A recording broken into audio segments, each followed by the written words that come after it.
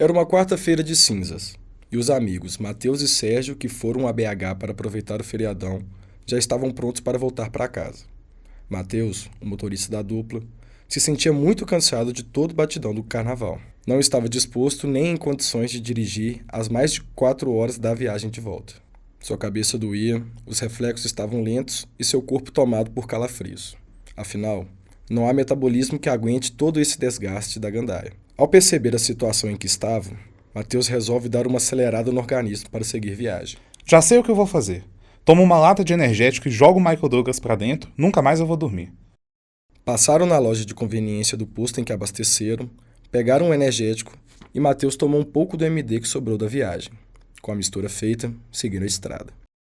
Porém, como de costume nos feriados nacionais, a Polícia Rodoviária Federal estava fazendo uma blitz na saída de BH e escolheu justamente o carro dos rapazes para abordar. O policial percebe que algo de errado está acontecendo com Matheus e o conduz para realizar o teste do bafômetro. Matheus não estava alcoolizado. Seu comportamento estranho é devido a outra substância, mas como o teste era só do bafômetro, não acusou nada, e os dois amigos foram liberados para seguir em viagem. Um dos efeitos do MD é justamente a intensificação dos pensamentos e inquietações. Uma paranoia começou a dominar a cabeça de Matheus. Sua imaginação o fazia acreditar que a polícia o perseguia e que seria preso por conta de uma pequena quantidade da substância que ainda tinha na bolsa. Isso fez com que Matheus começasse a dirigir em alta velocidade. Sérgio percebe que algo está errado com seu amigo e começa a questioná-lo, para entender melhor a situação. Conforme Sérgio tentava assimilar o que estava acontecendo, as coisas iam tomando um rumo perigoso. Matheus acelerava o carro mais e mais até que...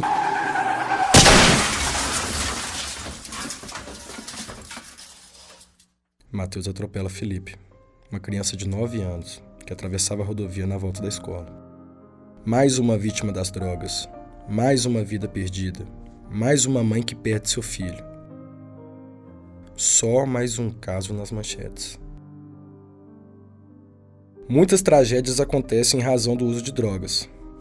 A dúvida que atormenta é: se o policial tivesse meios para comprovar suas suspeitas sobre o motorista, essa história teria um final diferente?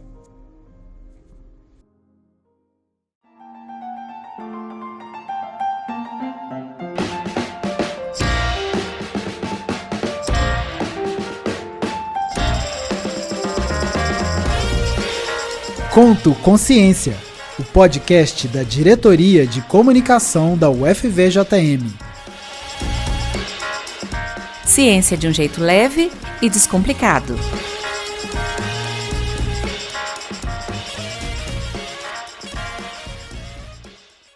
Oi, pessoal, que bom estar de volta.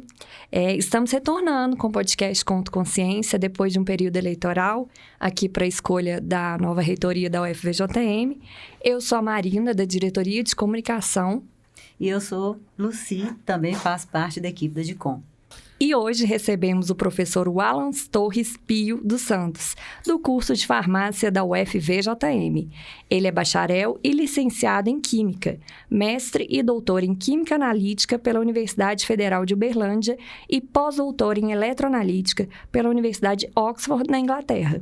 Trabalha em linhas de pesquisa com o objetivo de desenvolver métodos simples e de baixo custo para aplicação em análises forenses, clínicas, farmacêuticas, ambientais e controle de doping. Seja bem-vindo, Alan. Obrigado por aceitar nosso convite. Tudo bem? Tudo bem.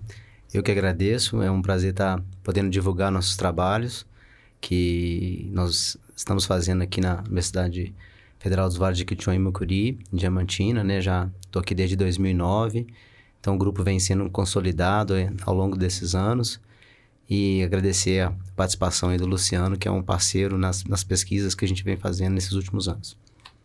E para completar esse bate-papo, participa com a gente de forma online Luciano Chaves Arantes, perito criminal da Polícia Civil do Distrito Federal. Ele é bacharel e licenciado em Ciências Biológicas, mestre em Patologia Molecular e Genética e doutorando em Ciências Farmacêuticas pela Universidade de Brasília. Ele trabalha no Laboratório de Química e Física Forense do Instituto de Criminalística, onde é responsável pela análise de substâncias apreendidas e identificação de novas substâncias psicoativas. Seja bem-vindo, Luciano. Obrigada por participar aqui do nosso podcast. Tá tudo bem? Olá, tudo bem? Oi, Marina, o Alans e Lucy. É um prazer poder trocar aqui umas ideias com vocês e divulgar ciência e também o trabalho que o Alans e eu desenvolvemos já há algum tempo. Ah, que bom. O Alisson, nós vamos começar o nosso bate-papo perguntando, né, pedindo para você falar um pouco sobre a sua pesquisa e como que foi essa parceria entre a UFVJM e o Laboratório de Criminalística da Polícia Civil. Bom, a gente, no grupo, né, o nosso grupo de pesquisa em eletroanalítica aqui de Diamantina, que a gente tem a sigla GPED, ele tem várias linhas, né, como foi apresentado, e uma das linhas hoje, que é o carro-chefe do laboratório, é essa linha forense.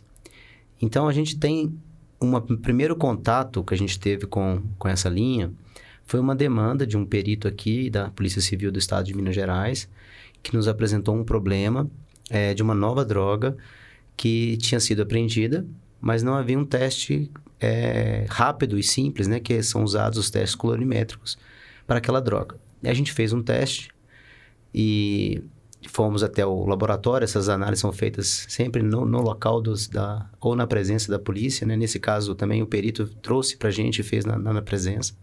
Ele fazia mestrado aqui na instituição. E aí o resultado ficou interessante, deu um sinal. E nós fomos nos eventos, daí a importância da gente participar dos eventos. Numa participação de um evento de química forense, um evento que a gente tem chamado ENC4, ele ocorre de 2 em 2 anos, numa apresentação de pôster desse resultado, uma aluna orientada pelo Luciano, que está aqui presente, viu nossos resultados, achou interessante, viu também que tinha o mesmo problema, e ele fez um convite para eu ir até o laboratório dele em Brasília, até a perícia, e nós fomos até esse laboratório, ficamos lá uma semana ou mais, e depois já começou os resultados darem muito promissores, né? Mostrando que a gente tinha ali um método muito interessante para análise daqueles compostos. E ali abriu as portas, né? E ali começou, então, uma sequência de análise, uma sequência de métodos para várias outras drogas novas, que é uma demanda, eu vou deixar aí o Luciano falar um pouco sobre essas drogas, que é uma demanda real hoje da polícia, né? Principalmente as polícias civis, porque é onde tem maior número de apreensão de drogas no Brasil, e precisa desses novos métodos porque tem esse cenário de novas drogas, não só as drogas tradicionais que a gente está acostumado, né? Então a gente precisa desenvolver, precisa dessa interação, principalmente entre pesquisadores dentro das instituições públicas do Brasil, com esses peritos criminais, para a gente poder atingir o objetivo de ter um método simples, rápido e fácil para poder aplicar para dentro dessa demanda da perícia criminal. É importante, então, essa conversa, né? Sim. Da parte prática com a parte teórica e que vem sendo feita através dessas parcerias. Você pode falar um pouquinho mais sobre a gente? Sim, ela é fundamental. Na verdade, a parte científica, se ela ficar sem a conversa prática, no final da ponta, ela muitas vezes não é aplicada. Ela fica muito fundamental, ela é importante também, mas ela muitas vezes fica só nos artigos.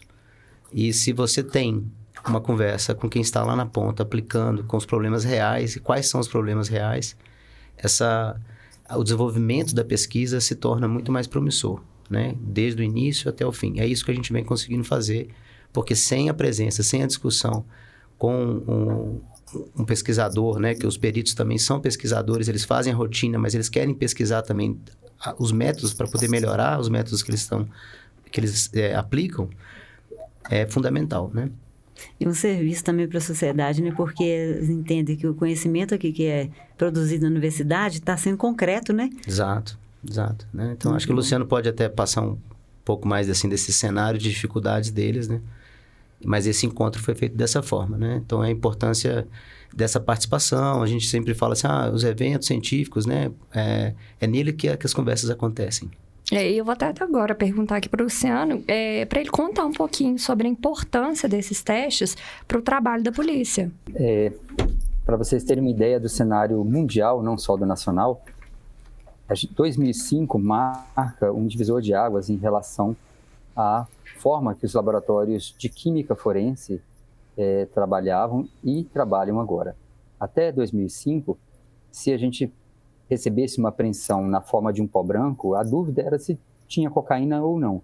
Se a gente recebesse uma apreensão na forma de um comprimido, a dúvida era se tinha MDMA, o pessoal fala MD, ou não.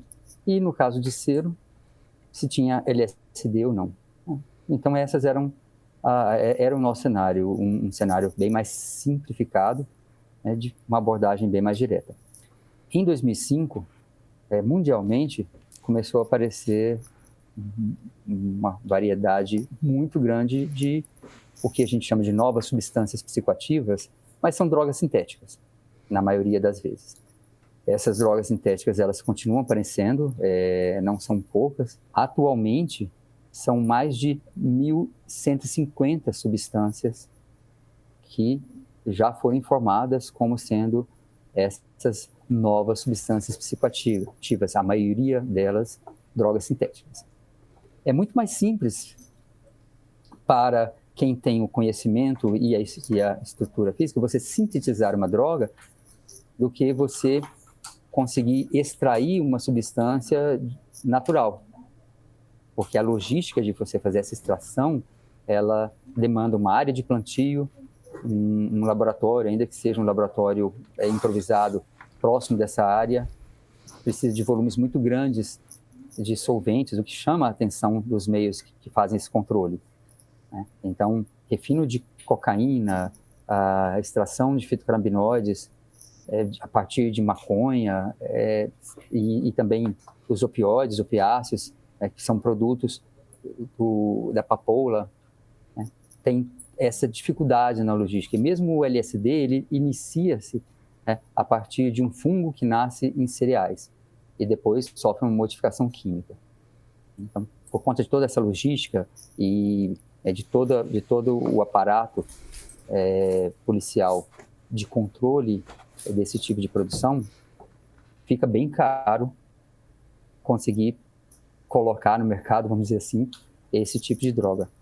Por outro lado, drogas sintéticas, você faz uma quantidade muito grande em um laboratório. E esse laboratório não é um laboratório como a gente vê na universidade, pode ser ali um laboratório numa cozinha de uma kitnet. E a produção pode acontecer lá, desde que a pessoa tenha um conhecimento mínimo para fazê-la. Então, nós temos todas essas diferentes escalas que eu comentei aqui, desde um laboratório na cozinha de uma kitnet até uma planta industrial que produz quantidades já não mais em gramas ou em quilos, mas em toneladas, e consegue distribuir isso para o mercado mundial. Qual o problema disso? Né?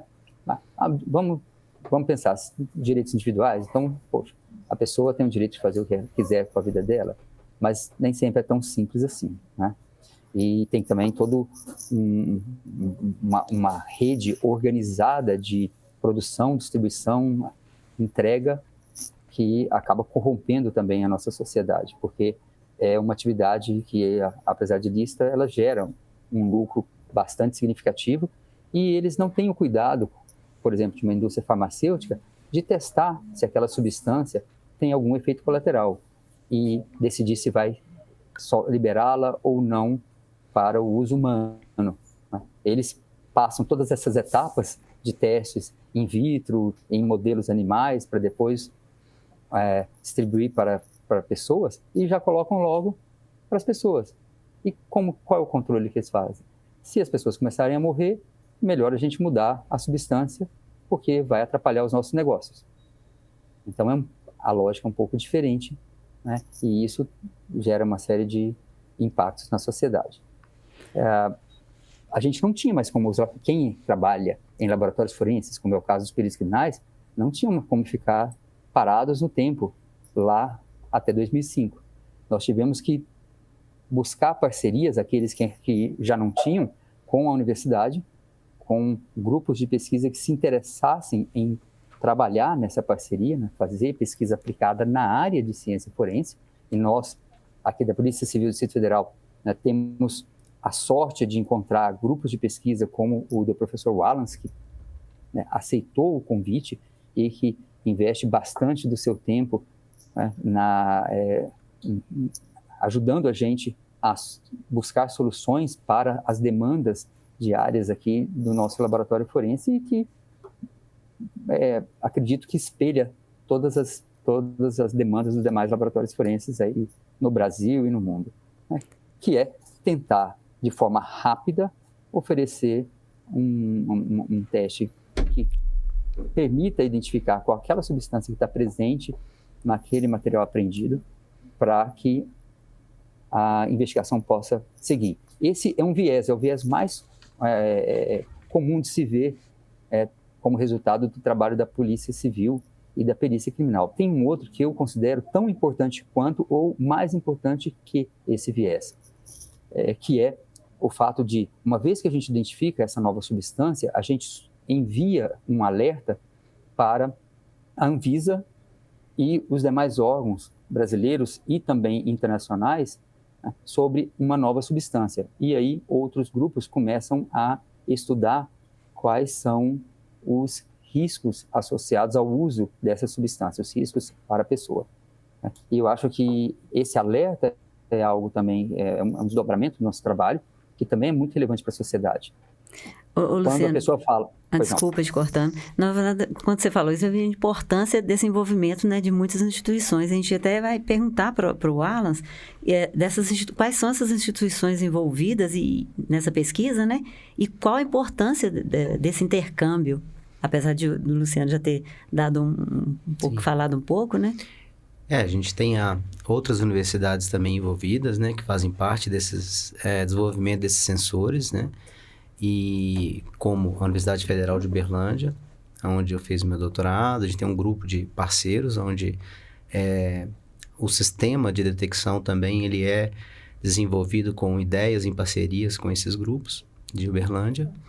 A Universidade Federal de Minas Gerais, a UFMG, uma parceria nova.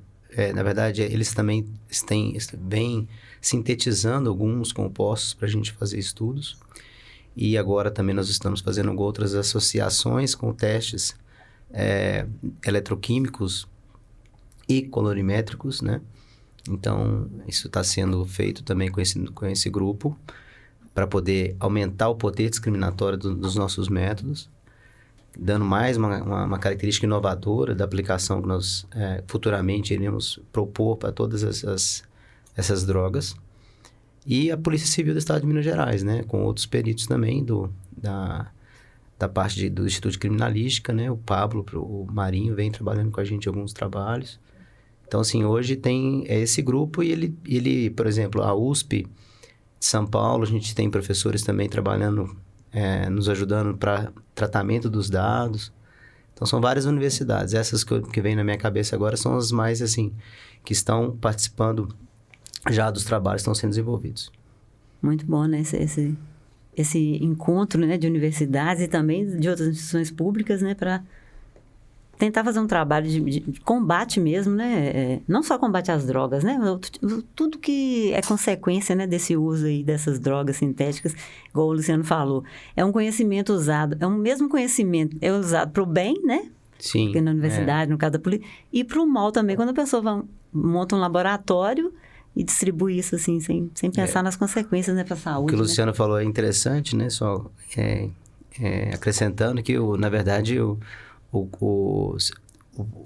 você não pode confiar no traficante que ele está colocando aquela droga que você imagina que esteja querendo usar, né? Hoje a gente tem estudos já de outros grupos aqui no Brasil mostrando, por exemplo, uma coleta de amostras de potenciais usuários que fizeram, a gente fala, para diminuir danos, né? Foram feitas coletas, né, de usuários de saliva e perguntado para ele qual droga que ele achou que ele tinha usado. Mais de 80% das pessoas responderam o nome errado da droga que foi analisada. Nem sabia o que estava consumindo. Ou seja, ele estava usando uma coisa que ele não era o que ele imaginava, né? Então, isso é muito comum. Você não pode... O traficante não tem esse... Ele não é uma pessoa, não é um comerciante confiável para você acreditar que aquela droga que você está acostumado a usar naquela quantidade, que esse é um grande risco de saúde pública também, porque ele às vezes acostuma a usar uma certa droga e depois ele vai lá e o traficante mudou a droga, igual o Luciano colocou. O teste dele é ver se as pessoas morrerem, ele vai e para de sintetizar aquele grupo, né? E, na verdade, também, uma das coisas que ele vai se tornando uma habilidade desses desses traficantes, né, é tentar burlar também, de certa forma, o sistema de apreensão. Porque quando você torna uma droga proscrita, lá, igual o Luciano dá o alarme da droga como uma nova droga, aí tem todo um processo, né, já estabelecido. A Anvisa torna essa droga proibida, proscrita, a gente chama dessa forma. Mas aí, se ele mudar para outros grupos, né, a gente tem até hoje um controle melhor, um controle genérico de grupos específicos para algumas drogas aqui no Brasil. Mas se ele mudar para outros grupos, se ele começar a mudar demais a estrutura, ele pode sair dessa linha de grupos e aquela droga torna-se não ser proscrita, ou seja, ela não é proibida. Então, ele tem essa outra questão também. Ele tenta burlar o sistema, né? Mas aí a gente está aqui do outro lado, tentando detectar e falar, opa, peraí, essa droga é muito parecida com a de lá, tem os mesmos efeitos, é o que o Luciano colocou. Esse alerta que esse é um dos viés da polícia, né? Esse alertar que está aparecendo as novas drogas, que aí para tentar diminuir esses riscos de saúde pública e melhorar também a questão de segurança pública para a gente conseguir fazer os métodos para detectar esses grupos de drogas, né? Eu queria aproveitar a fala do Alan para reforçar esse ponto, sabe? As pessoas que vão atrás de um traficante para comprar aquela droga de preferência dele, tenha sempre em mente que o traficante nunca vai dizer algo do tipo, olha, infelizmente hoje eu não tenho. Você pode voltar outro momento ou procurar o traficante X, né? Não tem essa conversa. Então, quando alguém vai atrás da substância A, a substância A vai ser sempre oferecida para ele, ainda que não seja ela, né? Um comprimido de MD, como é comumente dito, ele pode ter mais de 300 substâncias distintas. Até então, no momento, os colegas aqui do meu lado, eu estou no laboratório da criminalística, o que eles estão fazendo aqui nesse momento, né, é análise de substâncias com esses testes preliminares. No caso, o que é o mais usado no nosso laboratório e nos laboratórios do mundo todo, são testes colorimétricos, e esses testes colorimétricos, eles são desenvolvidos e voltados para uma substância em específico. Então, a gente tem aquele que detecta a presença de LSD, aquele que detecta a presença de MDMA, aquele que detecta a presença de cocaína. E, considerando esse advento, né, já temos aí 18 anos, desde quando as primeiras drogas sintéticas surgiram, essa abordagem ela já não é mais tão eficiente, porque a gente não tem como ter no laboratório 300 ou mais testes colorimétricos específicos. E aí a gente está buscando uma outra forma de abordar esse problema, e nós recentemente conseguimos validar 2 métodos que fazem essa soma, e a gente espera que em breve a gente possa demonstrar esse trabalho em laboratórios forenses, né? Porque, como o Alan disse, o prazer nosso que trabalhamos com pesquisa aplicada é ver aquele método desenvolvido ser utilizado em situações reais.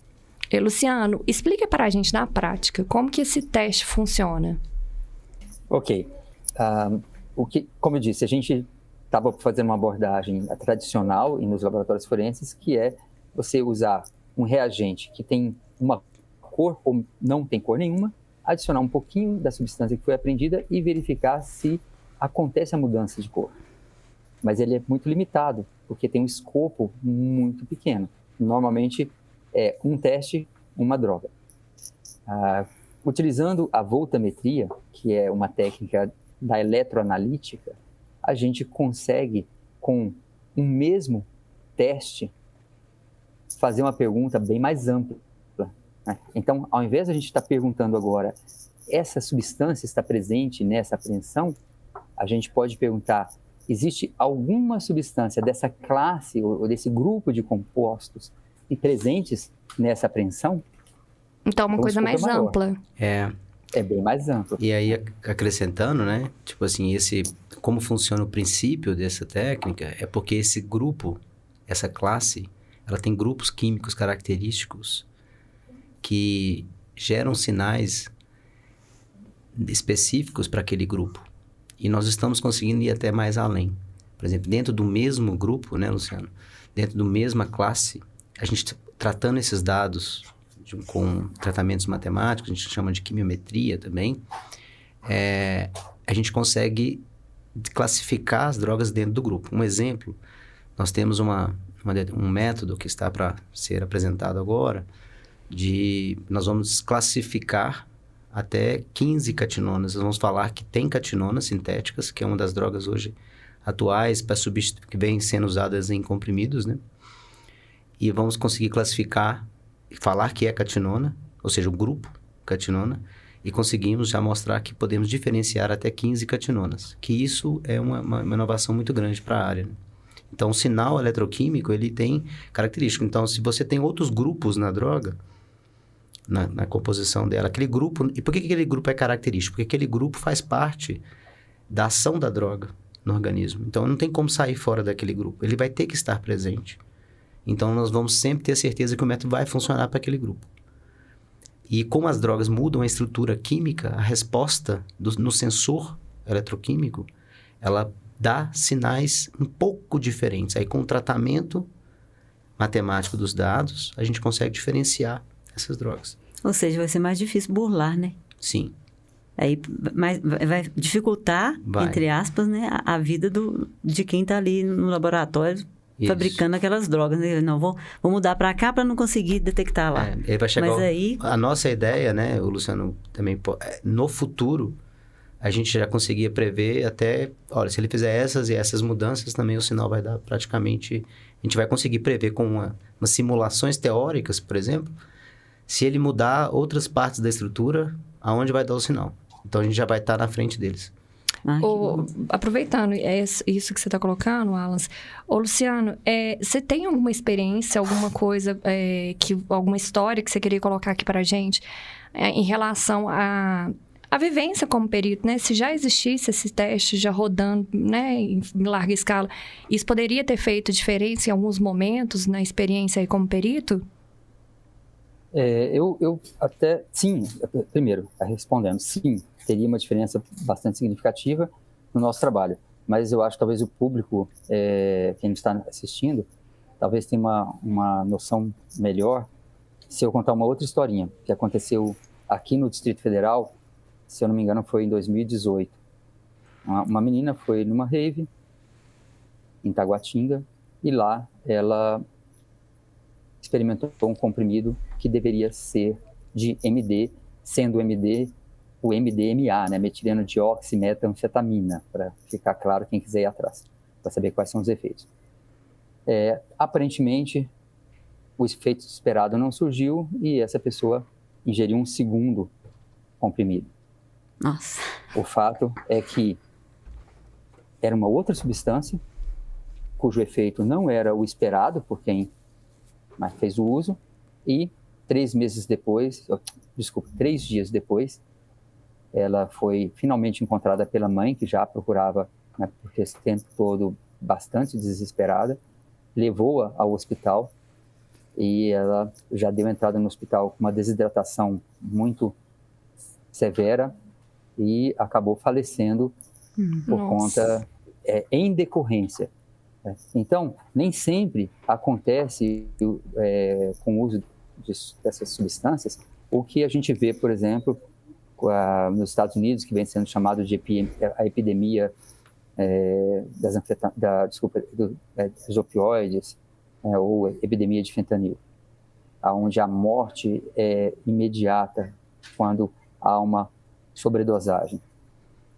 Muitas vezes a pessoa ela sofre durante algum tempo e as sequelas do uso acabam levando ela à morte. E eu acho que se a gente naquele momento, se a nossa sociedade já entendesse, né, esse outro lado, o lado de alerta para a sociedade, que também a gente pode fazer, ou a gente pode treinar outras pessoas para fazerem, e ter nessas festas, nesses locais de aglomeração de pessoas que podem ter o interesse de fazer uso dessa substância, a gente poder testar ali no ato se o que ela comprou contém ou não a substância que ela espera utilizar, né? Eu acho que, no mínimo, essa pessoa ela pode parar e pensar sobre, né? Vou tomar, não vou tomar.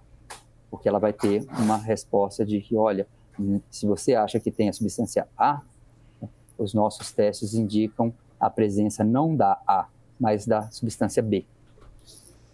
E eu acho também, né, Luciano, não sei se pudesse comentar também, da questão dos testes, das análises, não sei se vale aqui, prejudicadas, né? Que pode, com esses testes, os laudos prejudicados poderiam diminuir muito, né? Nós tomamos o cuidado, e eu acredito que todos os outros laboratórios forenses também tomam cuidado, de que se você identifica uma substância nova, de forma preliminar, uma substância nova, é algo que tem ali, que não se comportou como o esperado, ou seja, aparentemente uma substância nova, não está naquele catálogo de substâncias que nós estamos acostumados a ver. O que nós fazemos é emitimos uma conclusão, né, informando que existe algo que a gente ainda desconhece, então a conclusão fica como prejudicada para que nós tenhamos um tempo maior para buscar a identificação definitiva daquela substância. Inclusive, estamos trabalhando em duas agora. Né?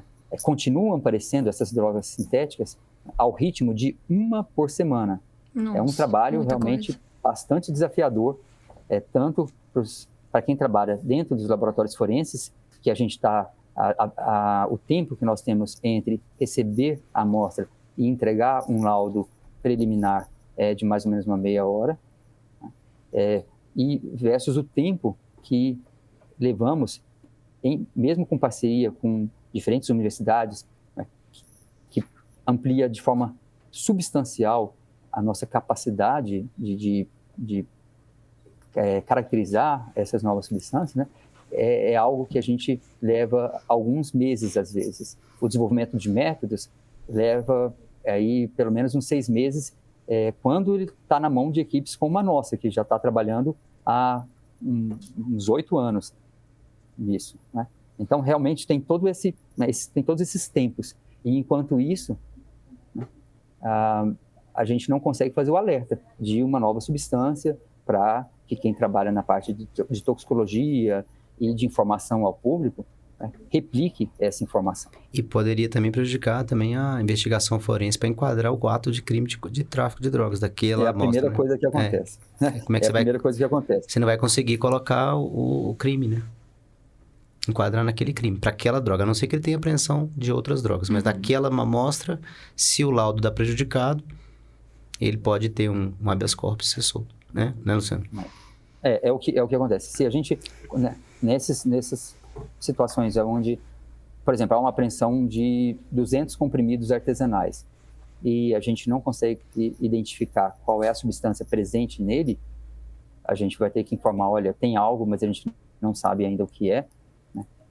Quem foi pego com esse material, né, vai ser liberado.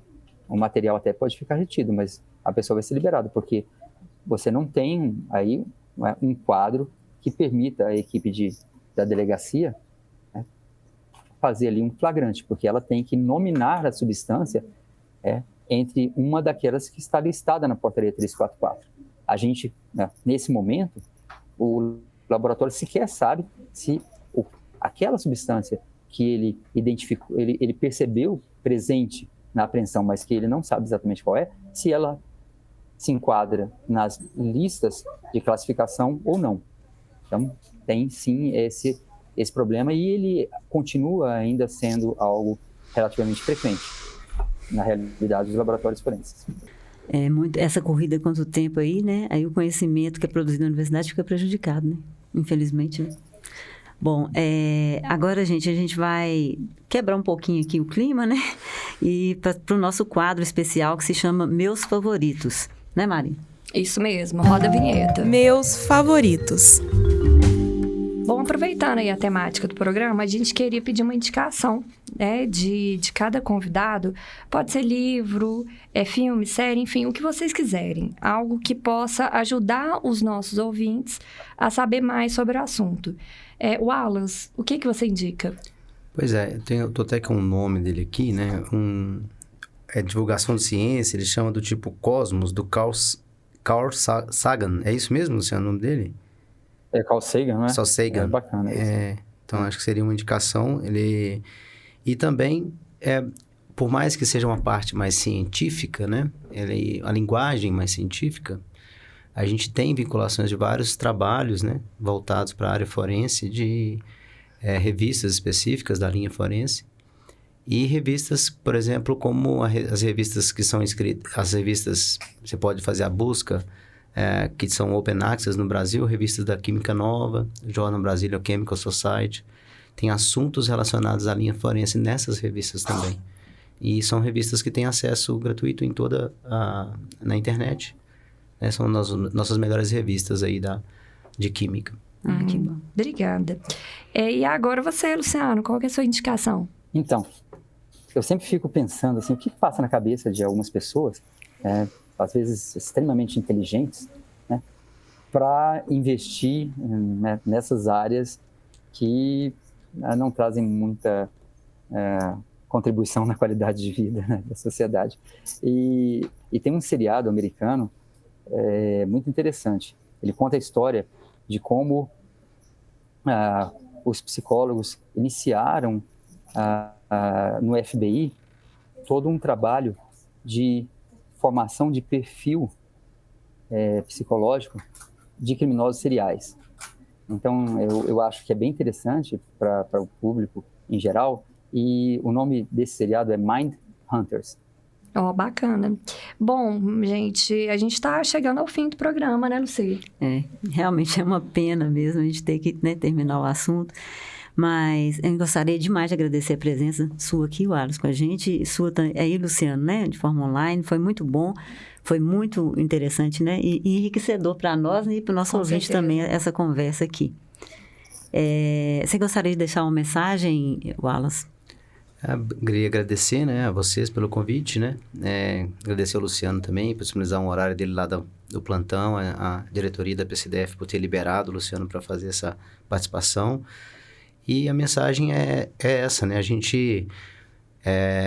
A ciência vai estar sempre também pro lado sempre mais pro lado do bem, né? Então a gente vai estar sempre tentando melhorar a universidade produz conhecimento para a sociedade, para a gente ter uma qualidade de vida melhor.